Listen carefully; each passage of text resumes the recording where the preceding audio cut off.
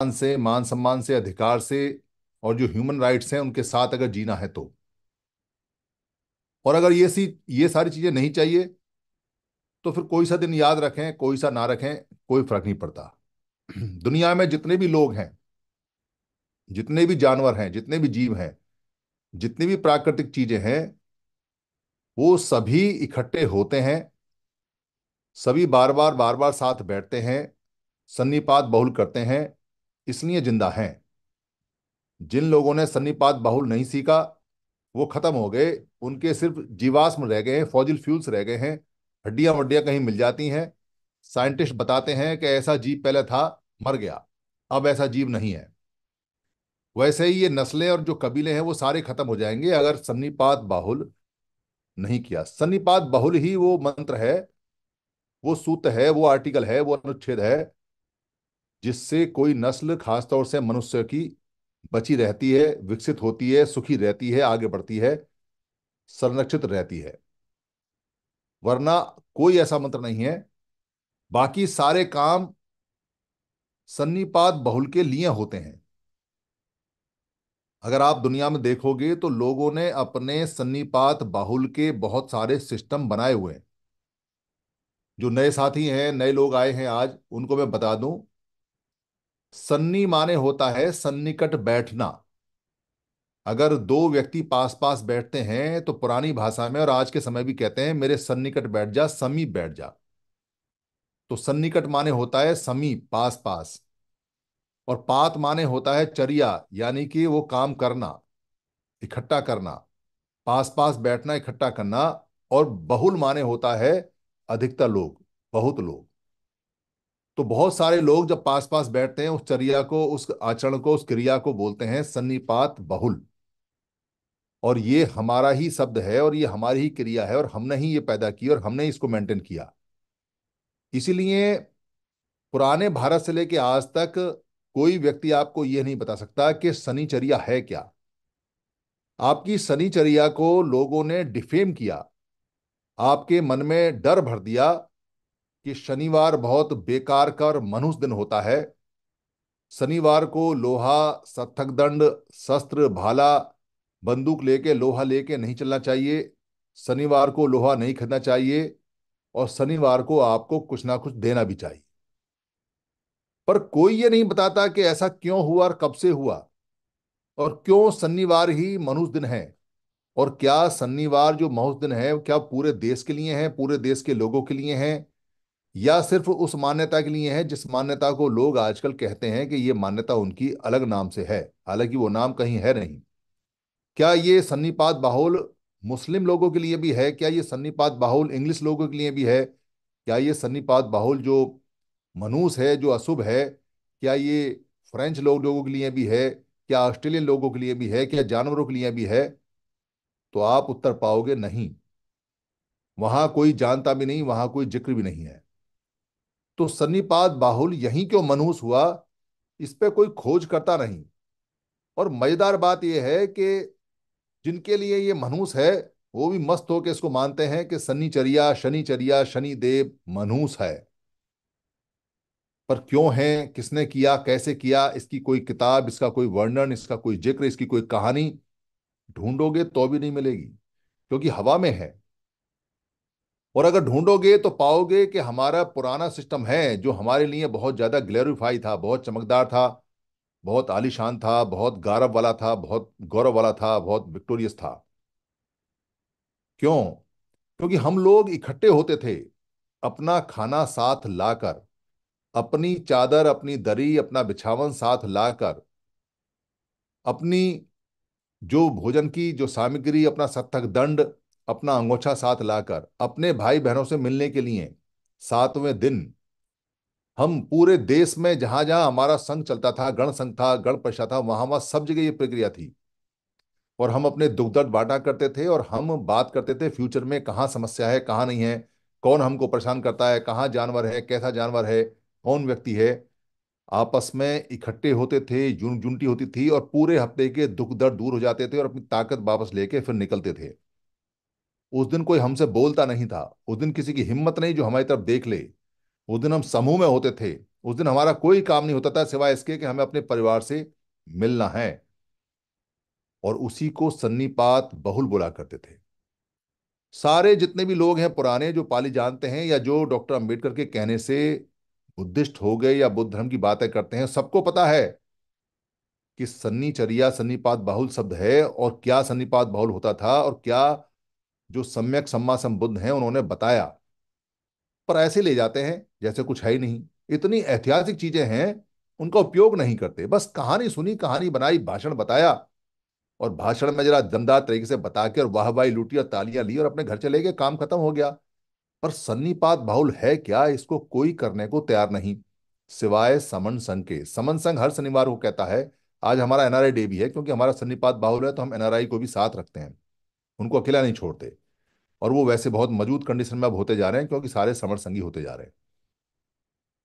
तो ये जो सन्नीचर्या है, ये हमारे लिए शुभ है, हमारे लिए मंगलकारी है, हमारे लिए बेनिफिशियरी है, हमें बेनिफिट देती है, हमें लाभ देती है, हमारे लिए परोपकार करती है, उपकार करती है। इसलिए इसको अपनाना चाहिए, इसको करना चाहिए। पर हमसे सीख के जिन लोगों ने किया है, अब उनके गुणगान करते हैं और अपना गान नहीं करते। हमारी कमजोरी है, हम नालायक लोग हैं। हमसे सीखकर जिन लोगों ने संडे की छुट्टी रखी और सन्नीपात बाहुल की जगह रविवार, जो रविवार पात बाहुल बनाया, उनको हम छुट्टी मानते हैं, उनकी छुट्टी भारत में करते हैं। और जो लोग शुक्रवार की, जुम्मे की, फ्राइडे की छुट्टी रखते हैं सन्निपात बाहुल करने के लिए, उनको हम मानते हैं, उनकी हम वाहवाही करते हैं कि देखो कितने अच्छे लोग हैं, हर हफ्ते नहा धो के मिलते हैं, नमाज अदा करते हैं, अपनी ईदगाह में जाते हैं, मस्जिद में जाते हैं, इनसे कौन टक्कर लेगा, ये सब इकट्ठे हैं। पर ये नहीं हम समझ पाते कि वो सिस्टम सन्निपात बाहुल से ही है, बस उसके जगह और उसका नाम बदल गया है, प्रक्रिया वही है, सेम डिट्टो वही है। इसलिए सन्निपात बाहुल को दोबारा से हम याद करते हैं, उसको मनाते हैं। और बहुत सारी जगह, क्योंकि भारत में एक दिक्कत है कि भारत में सन्निपात बहुल की जगह रविवार पात बहुल होता है सरकारी तौर पर, और अधिकतर लोग सरकारी कर्मचारी हैं या उससे जुड़े हुए लोग हैं, तो शनिवार की छुट्टी नहीं हो पाती, शनिवार की छुट्टी नहीं हो पाती, तो सन्नीचर्या ना करके रविवार चर्या करते हैं। पर कोई फर्क नहीं पड़ता, आप नाम सन्निपात बहुल रखिए और दिन कोई सा भी तय कर लीजिए जो आपको छुट्टी में मिलता है। कोई जिद नहीं है, हम कोई लकीर के फकीर नहीं है, पर नाम सन्निपात बहुल ही रखिए। क्योंकि इससे शनिवार का जो भ्रम है, शनिवार का जो दोष है, शनिवार को जो हमसे छीना गया है, वो साफ हो जाता है और हमें पता चल जाता है कि हम क्या कर रहे हैं और क्या होने वाला है। इसलिए सन्निपात बहुल के बार बार जिक्र करना चाहिए, बार बार वो कहानी सुनानी चाहिए, उन कहानियों को लिखना चाहिए।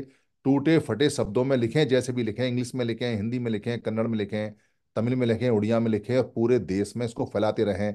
लिखे पढ़े हैं तो लिखे पढ़ों का फायदा होना चाहिए। जिनका प्रचार होता है उनके मुर्दे भी जीवित हो जाते हैं, और जिनका प्रचार नहीं होता उनके जीवित भी मुर्दे हो जाते हैं। जिनका प्रचार होता है उनके पत्थर भी बोलते हैं, और जिनका प्रचार नहीं होता उनके जीवित लोग भी पत्थर हो जाते हैं। ये प्रचार की खासियत है। बुराई के लिए भी प्रचार करना होता है और अच्छाई के लिए भी प्रचार करना होता है। आप लाख अच्छे हैं, पर अगर आप अपनी बात को लोगों तक नहीं पहुंचाएंगे तो कोई अच्छा नहीं है। और आप लाख बुरे हैं और आप अपनी बात को लोगों तक सच्चा करके पहुंचाएंगे, उल्टा करके पहुंचाएंगे, अच्छा करके पहुंचाएंगे, तो कोई आपको बुरा नहीं कहेगा। ये प्रचार की ताकत होती है। प्रचार में लोग पागल हो जाते हैं, कभी कोई तथ्य पर नहीं जाता। भारत में प्रचार तंत्र बहुत पहले से हावी है, और इस प्रचार तंत्र के जो मास्टर और मसीहा रहे हैं वो बुद्ध रहे हैं। बुद्ध ने ही माउथ टू माउथ प्रचार करना सिखाया। दुनिया के सबसे बड़े प्रचारक और सबसे बड़े जानकार और सबसे बड़ा समाचार को फैलाने वाली जो संस्था थी, बुद्ध के पास थी, जो उनके धम्मिक संघ में थी। वो साधारण लोग का संघ नहीं था, धम्मिक संघ था, पर सारे प्रचारक थे, सारे प्रचारक थे। यहाँ हम संत समागम की बात कर रहे हैं, और आज का जो संत समागम 11 फरवरी को होने वाला है, तो आज हम इस बात पे बात करेंगे कि संत समागम क्यों जरूरी है, संतों को बुलाना क्यों जरूरी है, संतों को नमन करना क्यों जरूरी है, संतों का आशीर्वाद लेना क्यों जरूरी है, संतों के साथ बैठना क्यों जरूरी है। हरियाणा के अंदर हमारे जो समण हैं, क्रांतिकारी समण, उनके दो टुकड़े कर दिए गए। वहाँ क्योंकि और कुछ तो है नहीं, सरकारी नौकरियों में वो भी थोड़ा बहुत रिजर्वेशन के थ्रू आते हैं, वैसे तो आते नहीं। तो रिजर्वेशन को वहाँ ए और बी में तोड़ा गया। जो 14% रिजर्वेशन मिलता था समणों को शेड्यूल कास्ट के नाम पे, उसको ए और बी में तोड़ा गया। 20-25 साल पुरानी बात है। उस समय दिल्ली यूनिवर्सिटी के अंदर इसके ऊपर बात हो रही थी और मैं लेक्चर देने गया हुआ था वहां। वहां मैंने ये बात रखी थी कि ए और बी करने वाले लोग कौन, जो आरक्षण देने वाले हैं। आप आपस में मत उलझो, आपको उलझाया जा रहा है। आरक्षण उसी को मिलेगा जो पढ़ा लिखा है, चाहे ए हो या बी हो। और आरक्षण बेकार जाता है क्योंकि पढ़े हुए लिखे लोग मिलते नहीं हैं। इसलिए आरक्षण लेने की कंडीशन है कि आपको एलिजिबिलिटी होनी चाहिए, आपको पढ़ा लिखा होना चाहिए और आपको उस मापदंड पे खरा उतरना चाहिए, तो आपको आरक्षण मिलेगा। आपका बहुत सारा आरक्षण तो इसलिए चला गया वापिस क्योंकि उन्होंने लिख दिया कि एलिजिबल लोग नहीं हैं, पढ़े लिखे लोग नहीं हैं, सफिशिएंट लोग नहीं हैं। बहुत सारी बातें लिखी जाती हैं पुराने समय से लेकर अब तक। इसलिए आप देखो कि आरक्षण देने वाले लोग कौन हैं। ए वाले बी पर आरोप मत लगाओ, बी वाले ए पर आरोप मत लगाओ, दोनों भाई हो। जो देने वाला है उसको देखो कि देने वाला कौन है और वो क्यों नहीं देता है, उसने क्यों नहीं कंडीशन ऐसी बनाई। और अगर उसको देने की इच्छा ही है तो वो अपने में से दे दे, क्योंकि यहां सिर्फ 14% मिलता है और वो तो पूरा 70-80% लेके जाता है, जबकि वो 3% लोग हैं। तो इस बात को सोचो कि उन 3% लोगों से ये कहो कि भाई तुम जो 70-80% आरक्षण ले जाते हो उसमें से हमको 20% दे दो, जरा मांग के तो देखो। तुमको मिलेगा नहीं तो तुमको समझ में आएगा कि तुमको लड़ाने वाला तुमको आरक्षण नहीं देना चाहता, आपस में लड़ाना चाहता है। पर कुछ नौजवान लड़के, उनको ऐसा बहकाया गया, ऐसा समझा गया या उनकी समझ में आया, उनको लगा कि ए वाला दुश्मन है बी वाले का और बी वाला बार बार कह रहा है कि नहीं ये बात ऐसी है। ए बी में वहां झगड़ा 20-25 साल से चल रहा है। झगड़े के बहुत सारे माध्यम होते हैं। तो वो कुछ लड़के, 10-20 लड़के हरियाणा में, उत्तर प्रदेश में इकट्ठे हुए, पर उनका जो मानस है वो थोड़ा सा विपरीत दिशा में चलता है। ए के खिलाफ, बी के खिलाफ आपस में वो सुनने को तैयार नहीं होते, पर हम उनके समर्थन के माध्यम से टच में रहते हैं। तो मैंने कई लोगों को कांटेक्ट किया, तो उनमें से एक व्यक्ति कांटेक्ट किया कि भाई आपको कई बार बुलाया, आप नेता हो पर आप आओ, आप बेशक ए बी में लगे लगे रहते हो पर आप आओ। उन्होंने पूछा क्या कार्यक्रम है। मैंने कहा समर संत समागम है, तो जितने भी संत आपकी जानकारी में हैं वो आप लेके उनको आओ, इनवाइट करके लाओ। तो उन्होंने कहा जी कि हम तो संत वंत में यकीन करते नहीं, हम तो उनको कुछ जानते मानते नहीं, हमारा उनसे कोई वास्ता नहीं, हमारा कोई लेन देन नहीं है, तो इसलिए हम आके क्या करेंगे। मैंने उनसे कहा कि आपका संतों से लेना देना क्यों नहीं है, क्या कारण है। कह रहा जी उनका अलग मामला है, भक्ति का है, आत्मा का, परमात्मा का, इसका उसका, हमारा उससे क्या लेन देना है। क्योंकि वो अम्बेडकरवादी लोग हैं। अंबेडकर, डॉक्टर अंबेडकर को मानते हैं, यहां तक तो ठीक है। पर डॉक्टर अंबेडकर के सिद्धांत के ए बी के टुकड़े करते हैं उसको वो नहीं समझते, उसमें बात नहीं करते। क्योंकि डॉक्टर अंबेडकर ने आरक्षण दिया, उनके डॉक्टर अंबेडकर के आरक्षण के उनके सामने दो टुकड़े कर दिए, वो उनको एक्सेप्टेबल हैं। डॉक्टर अंबेडकर एक्सेप्टेबल है, पर डॉक्टर अंबेडकर की बात संगठित रहना उनको एक्सेप्टेबल नहीं है। तो मैंने कहा कि भाई अगर आप अपने संतों को छोड़ दोगे तो उनको दूसरे लोग पकड़ लेंगे। और आप चश्मा उतार के देखो कि भारत के जितने भी समर संत हैं उनको इसी कारण से कि जो बुद्धिस्ट हैं वो कहते हैं कि हम रविदासियों को क्यों पकड़ें, और जो रविदासी हैं वो कहते हैं कि हम वाल्मीकि को क्यों पकड़ें, और जो वाल्मीकि हैं वो कहते हैं कि हम गुरु चांद ठाकुर को, गुरु हरचंद ठाकुर को क्यों पकड़ें, और जो गुरु हरचंद ठाकुर वाले हैं वो कहते हैं कि हम महाराष्ट्र के जो नामदेव हैं उनसे क्यों बात करें, और जो नामदेव वाले हैं वो कहते हैं कि गाडगे से हमारा क्या लेना देना है, और जो गाडगे वाले वो कहते हैं कि कबीर साहब को तो हम जानते नहीं, और जो कबीर साहब वाले हैं वो कहते हैं जी कौन गुरु घासीदास। तो भाई अगर तुम अपने संतों को नहीं पहचानोगे, अपने संतों को नहीं साथ बैठोगे, नहीं आओगे, उनको नहीं बुलाओगे, तो दूसरे लोग पकड़ के ले जाएंगे। और फिर आप ये शिकायत करते हो हमारे तो संत भी आत्मा में चले गए, हमारे तो संत भी परमात्मा में चले गए, हमारे तो संत भी वहां चले गए, वहां नमन करते हैं। भाई संत तो संत हैं, समण संत हैं। अगर आप उनको नहीं बुलाओगे, नहीं उनका मान सम्मान करोगे, नहीं उनको याद करोगे, नहीं उनकी सेवा करोगे, नहीं उनसे बात करोगे, तो वो क्या करेंगे। जो उनको प्यार से बोलेगा ले जाएंगे, थोड़ी बहुत उनकी आवश्यकता होती है जो कोई पूरी कर देगा ले जाएंगे। फिर आपके समर संत आपके अगेंस्ट में खड़े होंगे, फिर आप कहोगे कि इन संतों को तो कोई समझ नहीं है, कोई जानकारी नहीं है, देखो अपने लोगों के खिलाफ हो गए। पर आप उनके पास गए तो नहीं, आप तो लड़ते हो। पंजाब में फेसबुक के अंदर मैं बात कर रहा था, पंजाब में कुछ लोग हैं जो टाइगर फोर्स वगैरह के कुछ लोग चलाते हैं, कुछ वहां अमृतसर में कोई मंदिर है उसमें चलाते हैं। वो वाल्मीकि जी को मानते हैं, अच्छी बात है जो उनकी मान्यता है। पर उनसे जब बात होती है तो वो बुद्ध को बिल्कुल अपोजिट लेते हैं, बहुत बुरी तरह से अपोजिट लेते हैं, डायरेक्ट भी लेते हैं। तो मैंने कहा भाई देखो, संत आपस में नहीं कहते कि एक दूसरे की अबुझ लेना है। तुम किस संत को मानते हो, कौन से संत को मानते हो? अपने संत से पूछो कि क्या उन्होंने किसी दूसरे संत को कुछ उल्टा सीधा कहने के लिए तुम्हें कहा है? क्या उनकी फिलॉसफी में क्या किसी संत को कुछ उल्टा सीधा कहने के लिए बताया गया है?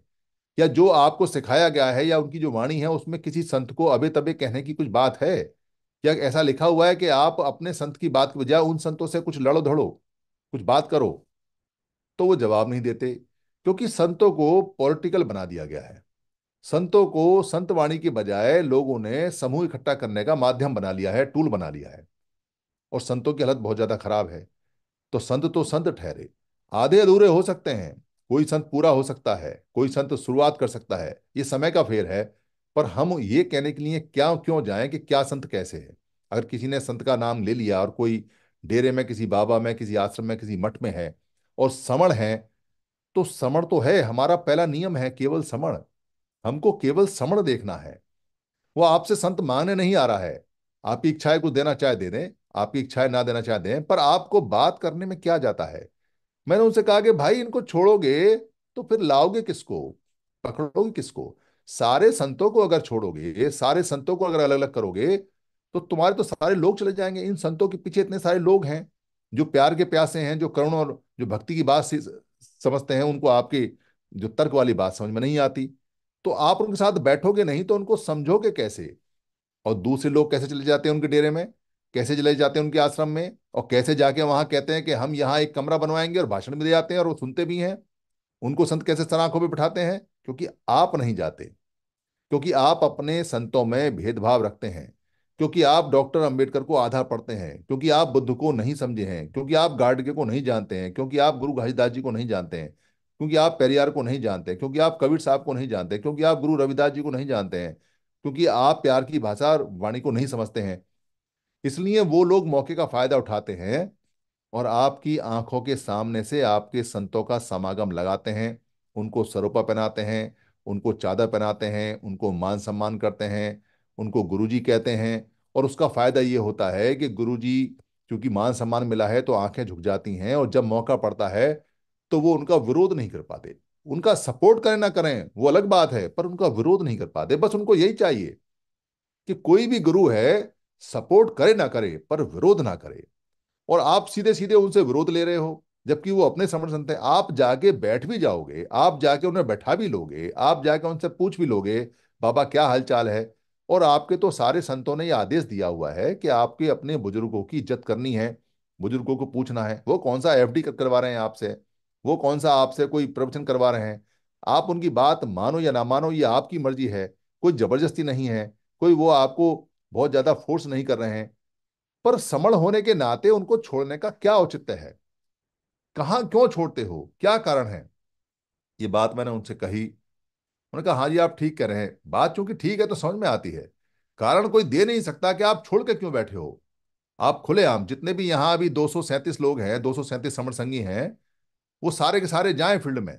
और फील्ड में जाके जितने संत हैं उनसे बात करें, और उनको जाके मिले और उनसे कहें कि आप हमारे मान्य हैं, आप संघ के मान्य हैं, संघ के गणमान्य हैं, संघ के संत हैं। जितने भी समर संत हैं आप संघ में आइए। और अगर किसी के पास कोई किराया वराया ना हो तो अपनी बस में बैठा लाइए, अपनी कार में बैठा लाइए। यहाँ 350 रुपए का जो खुद का खर्चा है वो संतों का वेव ऑफ है, वो उनसे नहीं लिया जाएगा, क्योंकि वो संत को रोजगार तो करते नहीं और उनका समागम है। पर उनको बैठाना बहुत जरूरी है।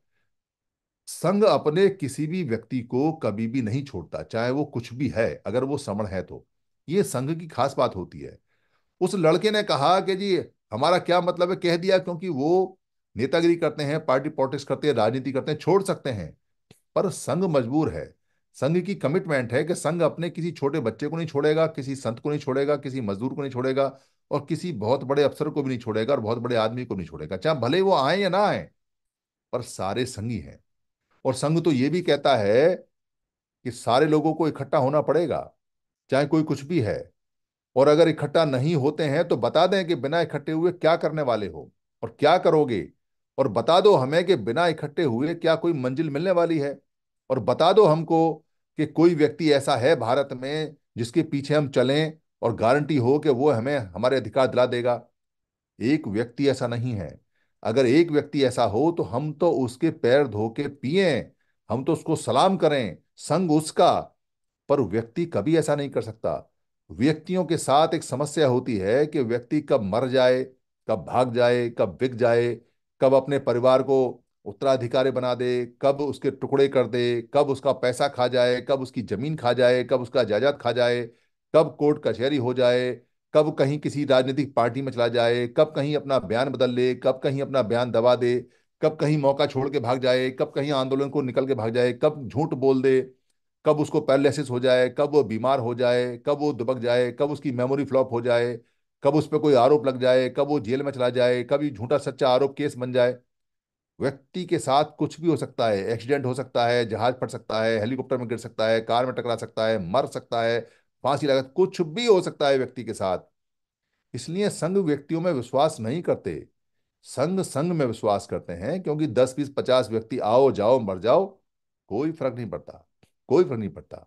ये संघ, जब से संघ पुनः प्रवर्तन हुआ है, क्योंकि संघ को कोई बना तो सकता नहीं, संघ का कोई व्यवस्थापक नहीं होता, संघ का कोई संचालक नहीं होता, संघ का कोई बनाने वाला नहीं होता, संघ अपने सारे काम खुद करता है, संघ खुद अपनी व्यवस्था देखता है, खुद अपना संचालक होता है, खुद अपना मालिक होता है। और संघ प्राकृतिक रूप में बनाया हुआ है, उसका संस्थापक प्रकृति है, पूरा पुराने समय चलाया हुआ है। इसमें हम कई बार बहस कर चुके हैं, बहुत भी लोगों ने बहस की है, और यही सत्य है। इसलिए संघ की गारंटी है कि संघ में जो फिट नहीं होता उसको जाना ही होगा। और जो संघ में एक बार फिट हो सकता है, वो चाहे भी तो निकल नहीं सकता। ये संघ की मजेदार बात है कि जिसको संघ भा गया, वो फिर उसका कहीं मन लगेगा नहीं। और जिसको संघ में मजा नहीं आया, वो बार बार उछल के निकलेगा, फिर घूम फिरेगा, फिर आएगा, फिर उछलेगा, फिर घूम फिरेगा, फिर आएगा, क्योंकि उसके अंदर संतुष्टि नहीं है।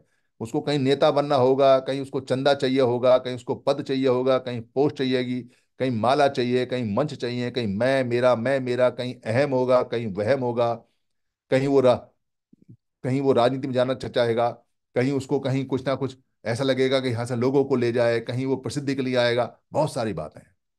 इस कारण से संघ में स्थायित्व, स्टेबिलिटी बहुत तेजी से आती जा रही है। ये संघ जो अब दोबारा से पुनः हुआ है, इसका चक्र चलना शुरू हुआ है, संघ चक्र दोबारा से चलना शुरू हुआ है। हम इसमें उतार चढ़ाव सब देख रहे हैं, सभी संघी नोट कर रहे हैं। जो इसमें पहले उथलता थी, जो पानी बिल्कुल उथला उथला था, अब वो शांत होकर गहरा बैठता जा रहा है। अब संगी पत्थर की तरह भारी होकर नीचे बैठते जा रहे हैं। अब संघ में काम करने का ज्यादा आनंद महसूस होता है, अब चिंताएं नहीं होती, अब परेशानियां नहीं होती। समर संत समागम 11 फरवरी का है तालकोटा स्टेडियम में। इसकी जो चेयर्स हैं वो फुल हो चुकी हैं, पहले ही फुल हो चुकी हैं। बस नीचे जो दरी बिछेगी, जो उसमें गद्दे लगेंगे, उनके लिए कुछ लोगों का आना बाकी है। तो यहाँ जो लोग एडल्ट हैं उनको कहा है कि सबको खर्चा अपने आप देना पड़ेगा, क्योंकि चंदा तो लेता नहीं, तो काम तो चलेगा, स्टेडियम वाले को पैसा तो देना है, हलवाई का खाना बनेगा, सब लोग खाना खाएंगे। अब अपने घर से नहीं ला सकते खाना, क्योंकि दूर दूर से लोग आएंगे, तो खाने का इंतजाम करना पड़ेगा।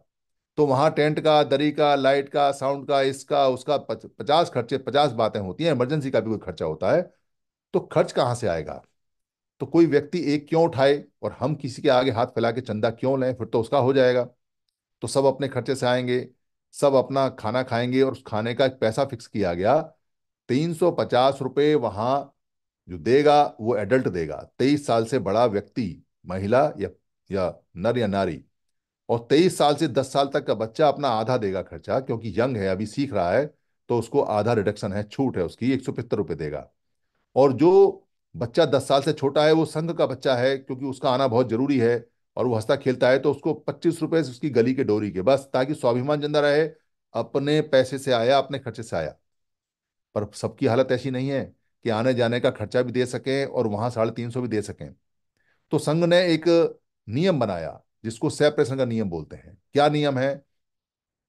कोई व्यक्ति जिसकी आमदनी ज्यादा है, वो अपने खर्चे के अलावा किसी और का खर्चा भी दे सकता है, तो दे दे।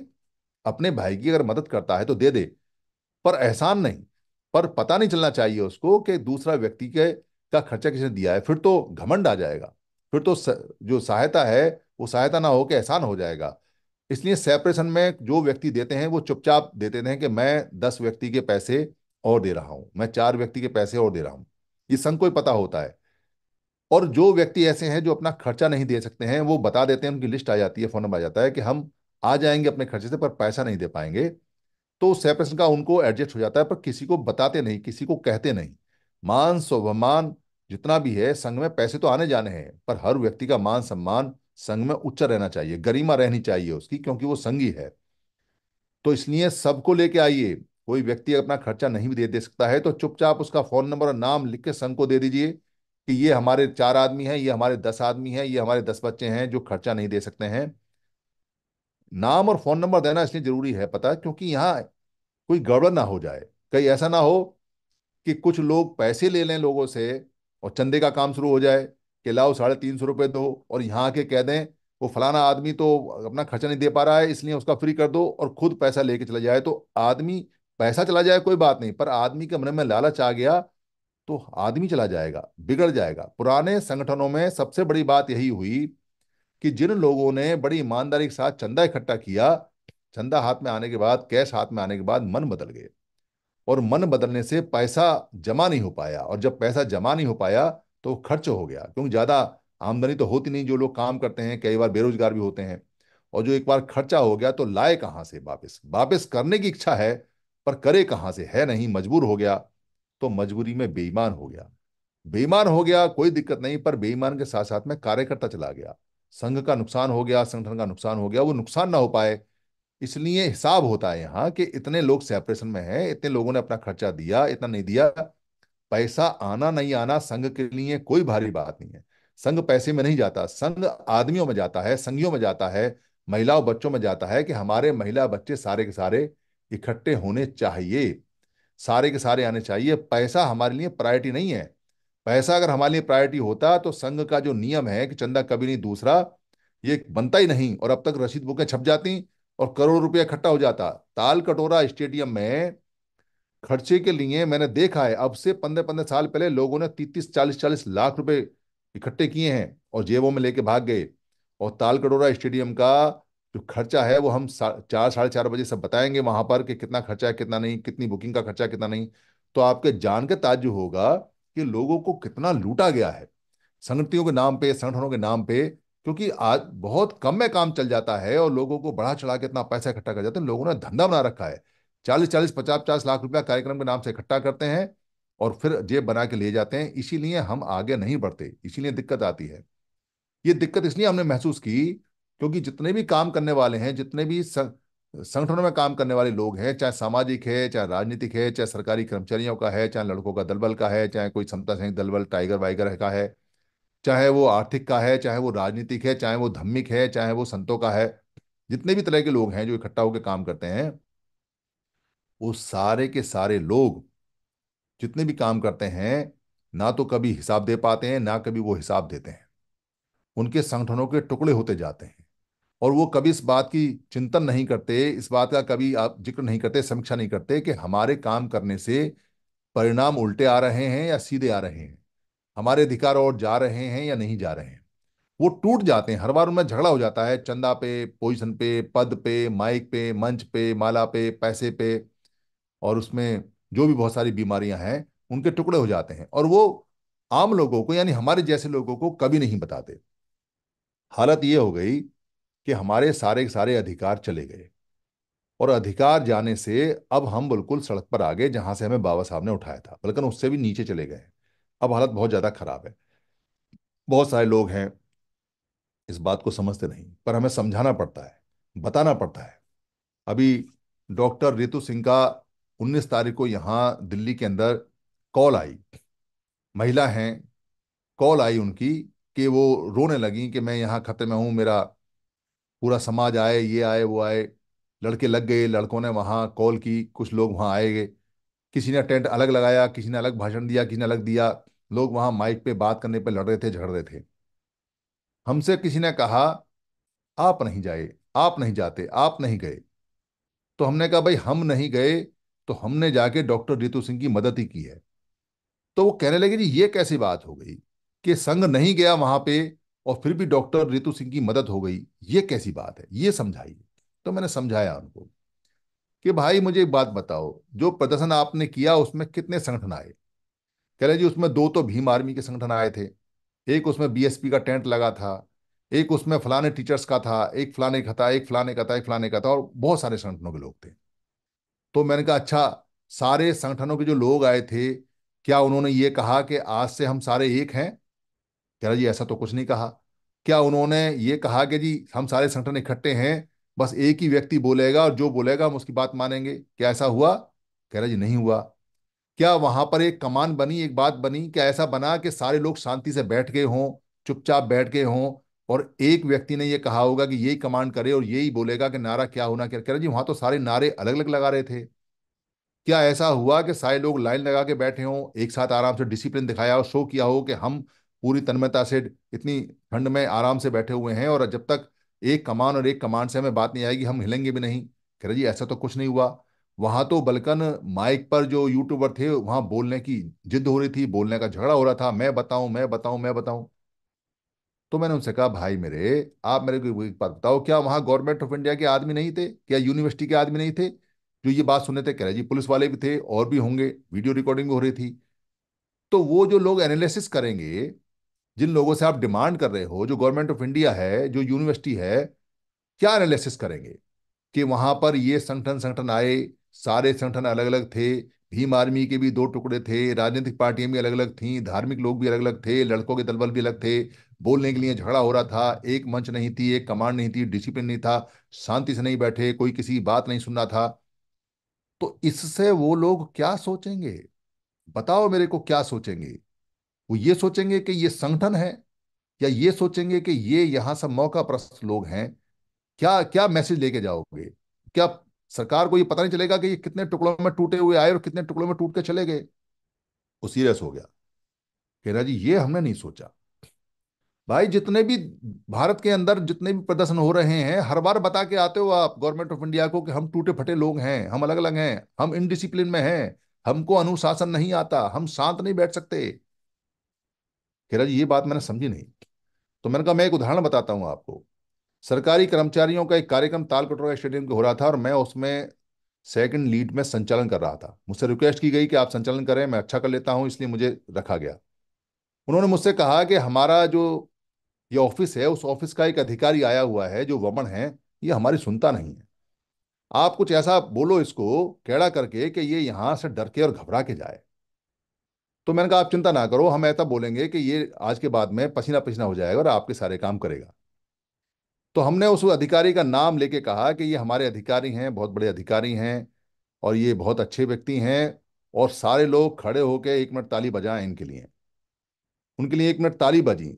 हमने कहा कि अब तालियां जब तक बजेंगी, जब तक मैं ना कहूं, तालियां बजती रहें लगातार। और पूरे तालकटोरा स्टेडियम में लोगों ने इस बात को फॉलो किया और सबने तालियां बजानी शुरू करी, और वो पानी पानी हो गया व्यक्ति। उसने हाथ जोड़ कहा जी बस बस ठीक है ठीक है ठीक। घबरा गया वो व्यक्ति। हम उसके स्वागत में ताली बजा रहे हैं और वो घबरा गया। अनुशासन वो चीज होती है। अगर उसमें से आधे लोग ताली बजाते, आधे नहीं बजाते, रुक जाते, तो क्या अनुशासन, क्या वो घबराता, उसको पता चल जाता कि स्ट्रेंथ में नहीं है। तो स्ट्रेंथ शो करने के लिए आपको जूते चप्पल लाइन में लगाने होंगे। स्ट्रेंथ शो करने के लिए आपको लाइन में बैठना होगा।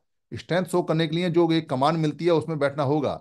बोलने के लिए नहीं बोलना है, बोलने के लिए नहीं जाना है। चुप रहना ज्यादा ताकतवर है, शांति से रहना ज्यादा ताकतवर है।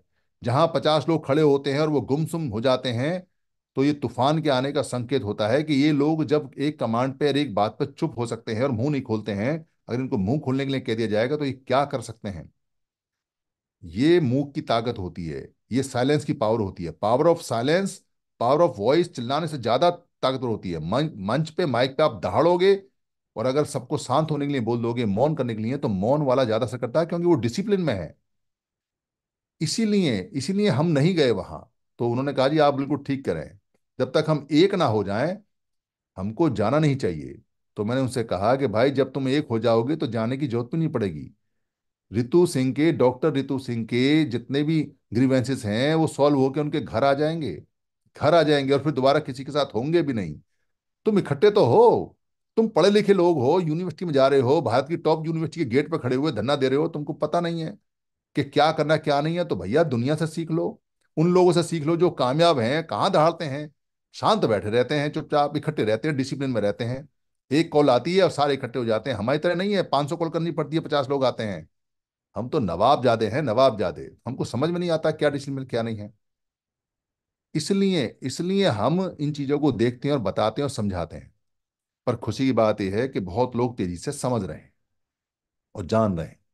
इसलिए हमें अपने संतों को साथ लेना है, क्योंकि संत हमारे हैं और संत बहुत प्यारे हैं और बहुत अच्छे हैं। अरे जो संत हो गया, जो शांत हो गया, वो तो आपसे क्या लेगा? दो रोटी खाएगा, आएगा, आपको आशीर्वाद देके चला जाएगा। कौन सा वो फिएट कार मांगता है, कौन सा मर्सिडीज कार मांगता है? हमारी भी औकात नहीं देने की, और वो भी जानते हैं कि इनके पास कुछ है नहीं। तो दो रोटी खिलाने में क्या जाता है? अगर प्यार से दो रोटी खिलाओगे, संत का आशीर्वाद दोगे। किसी ने लिया आज तक? किसी ने बुलाया आज तक? किसी ने सोचा आज तक? लोगों ने अपने अपने उपास्यों के, अपने अपने संतों के मेले लगाए हैं। सबने अपने अपने संतों में बनाए हैं और सबने आपस में लड़ाई की है। ये मेरा दुर्बलनाथ संत, ये मेरा गरीबनाथ संत, ये मेरा गुरु घासीदास संत, ये मेरा रविदास संत, ये मेरा वाल्मीकि संत, ये मेरा कबीर साहब संत। अपने अपने संतों को, क्या संतों ने कहा कि तुम हमारे अलग अलग डेरे बना के और हमको अलग अलग कर दो लोगों से? संतों ने लोगों में भेद नहीं किया, तुमने संतों में भेद कर दिया। कितना कमाल कर दिया। और बड़े गर्व से कहते हैं मेरे कबीर साहब, मेरे रविदास साहब, मेरे वाल्मीकि जी, मेरे गुरु घासीदास जी, मेरे पेरियार साहब, मेरे गुरु हरचंद ठाकुर, मेरे फलाने मेरे फलाने। अरे सबके हैं भाई, सबके हैं। मोहर क्यों लगाते हो? काहे छोटा करते हो तुम अपने संत को? हैं खुद ही अपने संत को छोटा करने में लगे पड़े हो। शर्म नहीं आती है तुमको? ये दुनिया के संत हैं, ये जो बुद्ध हैं पूरी दुनिया के हैं, जो कबीर साहब हैं पूरी दुनिया के हैं, तो पूरी दुनिया फैलाओ। अरे खुशी की बात है कि हमारे पास में 120 संत हैं, इसमें अफसोस क्या है? परिवार जितना बड़ा होता है उतना अच्छा होता है, पर इकट्ठा रखो ना उसको, अलग अलग करने, इसलिए संतों को इकट्ठा करना आवश्यक है। इसलिए संत समागम लगाना जरूरी है, और ये पठमा है, पहला है। अगर हाउस तय करेगा, अगर संघ तय करेगा, अगर संत तय करेंगे, हर साल भी लगा सकते हैं, 2 साल में एक बार भी लगा सकते हैं, साल में 3 भी लगा सकते हैं, 3 साल में एक भी लगा सकते हैं, जैसा संघ की मर्जी और जैसा संत चाहेंगे वैसा। अच्छा काम है, बढ़िया काम है। थोड़ा थोड़ा बहुत पैसा खर्च होता है अच्छे काम के लिए, तो अच्छा होता है। पैसा तो खर्च होगा ही, क्योंकि अगर आप इकट्ठे हो गए तो कुछ ना कुछ तो देना पड़ेगा, समय भी देना पड़ेगा, टैलेंट भी देना पड़ेगा, और वो देना भी चाहिए।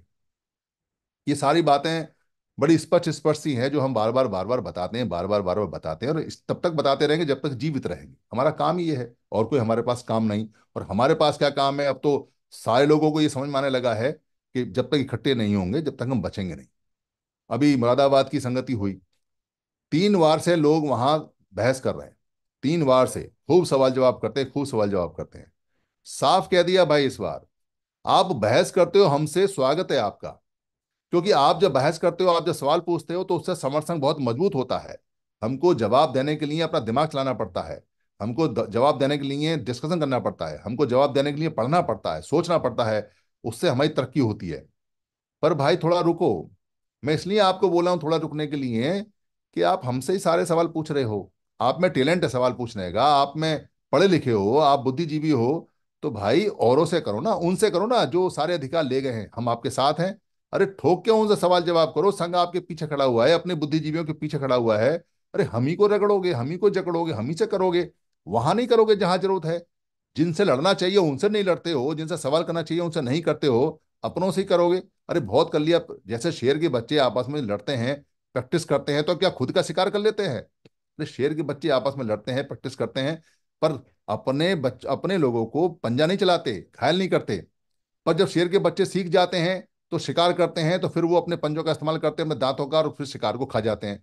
तो भाई प्रैक्टिस यहाँ करो, और शिकार कहीं और को जहां आपने करना है। ये बात वहां समझ में आई। और हमने ये भी कह दिया साफ कि भाई देखो, अगर आपके पास में संघ से बेहतर कोई ऑप्शन है तो आप ले आओ। संघ पूरा पूरा आपके साथ। और अगर संघ से बेहतर ऑप्शन नहीं है तो सोच लो। और अगर संघ से बेहतर कोई ऑप्शन नहीं है, तो आना सबको संघ में ही पड़ेगा। चाहे राजी राजी या गैर राजी, चाहे खुशी से आओ चाहे मजबूरी से आओ, रास्ता कोई और नहीं है, घर कोई और नहीं है। क्योंकि हम भी आपके जैसे ही थे। हम भी खूब दिमाग लगाए, पूरी दुनिया में काम किया, सारे संगठनों में काम किया, हमें भी समझ में आ गया कि संघ से बेहतर कोई नहीं है, इसलिए संघ में काम कर रहे हैं। तो हम भी उसी स्टेज से गुजरे हैं, हमें भी ये पता है कि संघ के अलावा कोई रास्ता नहीं, चारा नहीं। और आपसे भी ये निवेदन कर रहे हैं कि संघ के अलावा कोई रास्ता, कोई चारा हो तो हमको लाओ। हम तो तुरंत हैं। और कोई ऐसा व्यक्ति जो अकेला कोई काम कर देता हो, तो हम तो उसके पैरों को धो के पी लें। कोई व्यक्ति दिखा दो हमें, पर संभव ऐसा है नहीं, इसलिए समय खराब मत करो। जब संघ के अलावा कोई चारा ही नहीं है और कोई और चीज आपके पास है नहीं, तो जब तक कोई चीज नहीं बनती है तब तक संघी ही बन जाओ। और एक बार संघी बनोगे तो आपको समझ में आ जाएगा कि यही बेस्ट है और यही सबसे अच्छा है, इससे अच्छा कुछ और है नहीं। इसलिए समर्थ संत समागम हमारे संघ का समागम है, हमारे पुराने लोगों का है। खाली संत नहीं आएंगे, संतों के साथ जो उनके लोग हैं, जो उनके अनुयायी हैं, वो भी आएंगे। और जब आएंगे तो परिवार आपका बड़ा बन होगा। और कितना बड़ा होगा आप सोच नहीं सकते। आज तक जो व्यक्ति रविदासी है और जो व्यक्ति वाल्मीकि मंदिर में कभी घुसा नहीं है, वो वी का बिल्ला लगा के, वी द पीपल ऑफ समन संघा, वहां का बिल्ला लगा के घुसेगा और कहेगा कि भाई हमारे तो सारे संत हैं। जो वाल्मीकि संत के यहाँ लोग रहते हैं, काम करते हैं, और जो कबीर साहब के दरबार में कभी हाजिरी नहीं लगा के आए और आपस में वैमनस्य हैं, वो वी का बिल्ला लगा के कहेगा भाई संत हमारे सारे हैं। अब डिक्लेयर्ड है, अब ये बात तय हो गई है कि सारे संत हमारे हैं, इसलिए हम तो घुसेंगे उसमें। और तुम रोक सको तो रोको, और अगर तुम रोकोगे तो हम ये सिद्ध कर देंगे कि तुम संत साहब के आदमी नहीं हो भाई, तुम पॉलिटिकल आदमी हो जो लोगों में भेद करते हो। कौन चाहेगा कि उसमें पॉलिटिकल ठप्पा लग जाए? कौन चाहेगा कि भेद हो जाए? लोगों का तो स्वागत होता है। तो हमारे सारे डेरे और हमारे आश्रम सारे इकट्ठे हो जाएंगे एक साथ, उनके अनुयायी इकट्ठे हो जाएंगे। कितना बड़ा काम पहले से तैयार पड़ा हुआ है, आपने क्या करना है? एक समर संत समागम लगाना है। इसलिए सारे लोग आइए, कुर्सियां बुक हो चुकी हैं, नीचे की जगह रह गई है। पर खचाखच भरे तो संतों को भी अच्छा लगेगा, खचाखच भरे तो समर संघ को और अच्छा लगेगा, खचाखच भरेगा तो बहुत बड़े रहेगा। क्या होगा? थोड़ा बहुत खाना ज्यादा बनेगा, तो खाना बने तो कोई कोई दिक्कत नहीं है। आए सब लोग, किसी के पास अगर आने की क्षमता है, किसी के पास नहीं है तो भी आए। ये संघ है, ये सबका संघ है। संघ के अंदर कोई भेदभाव नहीं होता, कोई ऊंच नीच नहीं होता, कोई गरीब अमीर नहीं होता, कोई यहाँ किसी की प्रॉपर्टी नहीं है, किसी की जागीर नहीं है। संत जो संघ है वो सबका है, सबका खुला हुआ है। किसी को इनविटेशन मिले तो, किसी को इनविटेशन ना मिले, संघों में इनविटेशन नहीं होते। फिर भी कुछ अहम वहम वाले लोग होते हैं, उनके लिए कोई ना कोई पर्चा बना देते हैं ताकि उन तक जा सके कि भाई आ रहा है। बाकी आम पब्लिक के लिए तो संघ हमेशा उनका है, उनका परिवार है। और ये संघ आपको बहुत बड़ी सुरक्षा देने वाला है। इसलिए इसमें आइए, इसको आके देखिए और आके समझिए कि क्या है, सुनिए आके क्या है क्या नहीं है। संतों की वाणी सुने, संघ के बारे में सुने, संघ को जाने। ये समर संघ हमारा बहुत पुराना संघ है, जिसका प्रवर्तन अब दोबारा से हुआ है, और ये प्रवर्तन बहुत तेजी से चल रहा है। मेरी किसी बात से अगर किसी को कोई परेशानी हुई हो, कोई खराब लगी हो, तो मैं संघ से माफी चाहता हूँ। संघ मुझे माफ करे, संघ मुझे माफ करे, संघ मुझे माफ करे। संघं नमामि, संघं नमामि, संघं नमामि। बहुत ही एक्सलेंट सर, बहुत ही एक्सलेंट, साधु शानदार। साधु बहुत ही अच्छा बहुत सर, साधुवाद साधु सर। बोल साधु साधुवाद सर। साधु साधु अच्छी साधु बातें कह दी सर साधु आपने। साधु साधु साधु साधु। साधु। बहुत साधुवाद सर, बहुत बहुत थैंक यू साधुवाद। सर, बहुत धन्यवाद। साधु साधु पसंद जी पसंद है। साधु साधु